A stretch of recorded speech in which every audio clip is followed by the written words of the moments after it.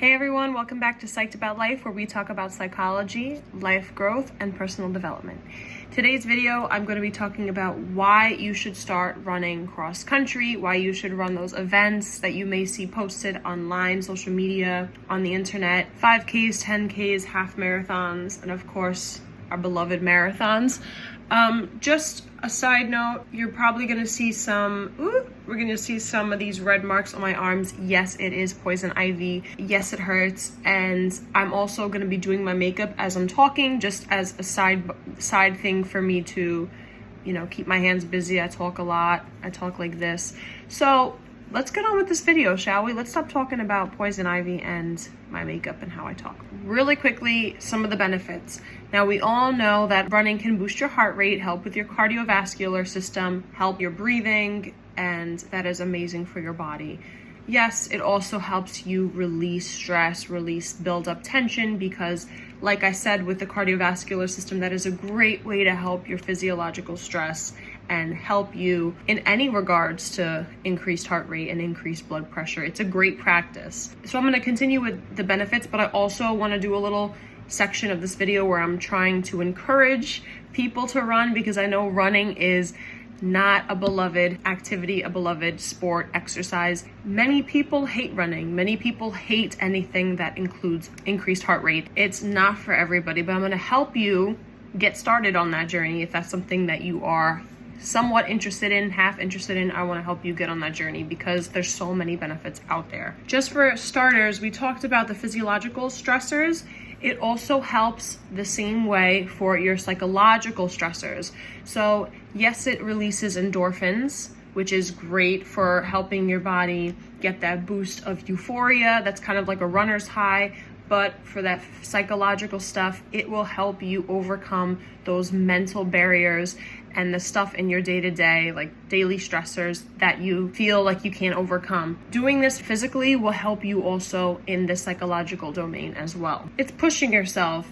It's giving yourself a goal and trying to, reach that goal. It's doing this step by step.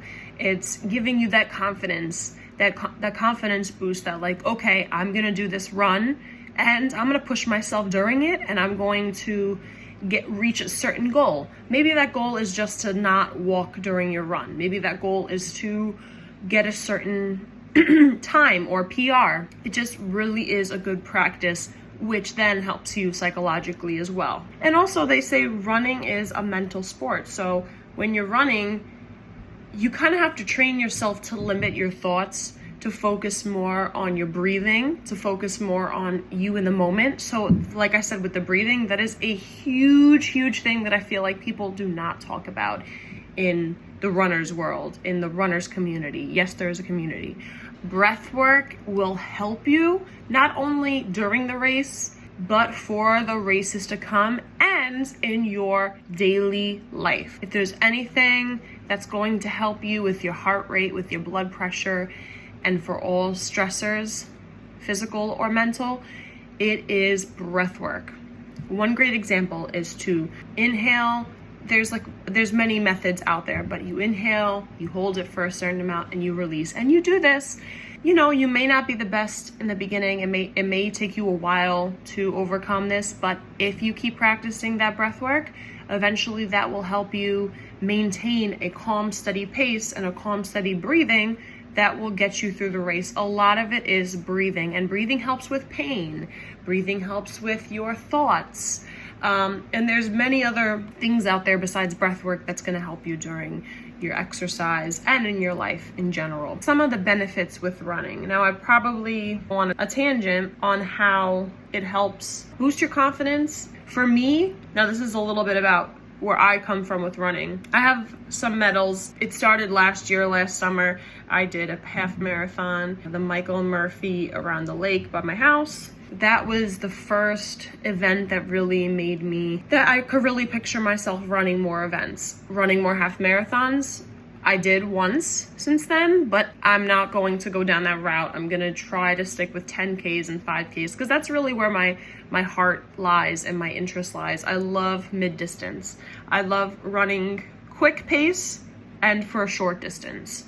or mid-distance. So my love stems from high school. I found a group of people that made me feel supported, that helped me tremendously, but also having fun, having cool areas to practice in.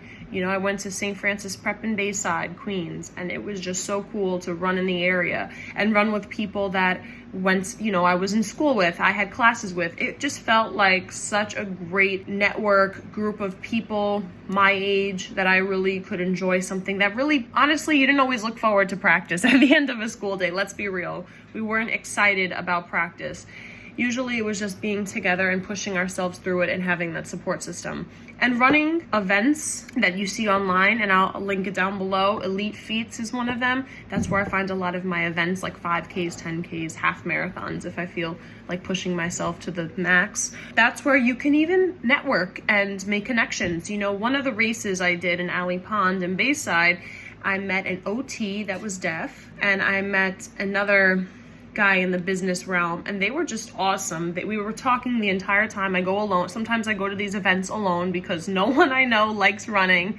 Maybe I have like one or two coworkers recently that we connected with and have attended these events.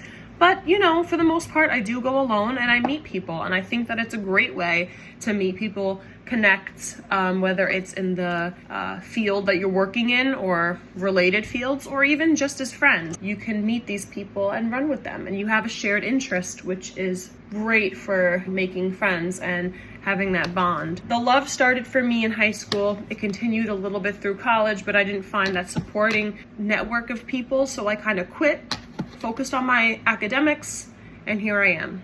And my love for psychology also blossomed. Running events, the 5Ks and 10Ks will always be my favorite. I'm also going to make a video about the tips for running 5Ks and 10Ks. I think that that's very important. Half marathon, I feel like I'm not suitable for giving advice because I personally am struggling during those runs. So I don't feel like I should be giving advice, but running in general, I could totally make another video giving some advice. And yeah, running has given me confidence in myself, has helped me physically with my heart rate, my stamina. I can conquer the Stairmaster now, which just gives me so much energy. My heart rate's not up the roof if I'm doing something with a lot of energy force. I also get that endorphin release, that runner's high, so it gives me some of a great feeling when I'm running. And of course, during the race, you're not always happy. It's gonna hurt. It's gonna be painful. But that feeling after you finish is just, if you ask anybody that runs, that feeling once you're done is awesome. And now tips. I'm just gonna do quickly an intro sort of how to get started with running, especially running those outdoor events. I call them cross country because cross country is typically 5Ks, 6Ks, those 3.1, 3.2 mile runs. That's typically how it is for these races. They do 4-mile challenges, 5-mile challenges, and the 5 and 10Ks. That's typically what you see on the websites. So here's a little tip for getting started with running. Go to a 5K, walk or jog, get comfortable with the scenery, and you will see that, it's something to look forward to on the weekends. It's something for you to have if you feel like March is a boring month. Hey, you got 2 runs set up and a run/walk, so you get started with that.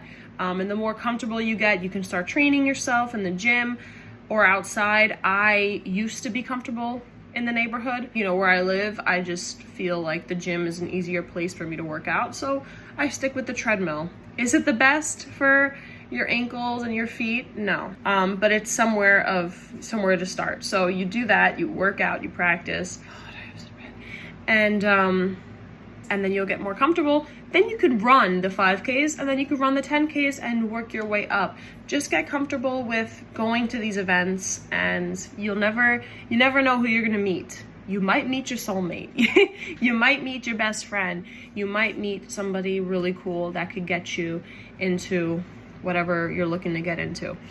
Work, new fun activity, whatever the case may be. Just be safe out there, okay? Talking to strangers ain't for the weak. You gotta be careful who you talk to, who you share information with, of course. It's good to go to events with people, but I feel safe enough to go alone. If you don't feel safe enough, grab somebody, tell them, hey, Bring a cooler, bring a chair, start gradually and then increase. It's always good to start at a gradual, steady rate because you don't want to overwhelm and bombard yourself, get injured even. But anyway, look out for more videos related to running, breath work, and other cool psych facts. Anyway, thanks so much for watching. Stay tuned for more videos. Bye.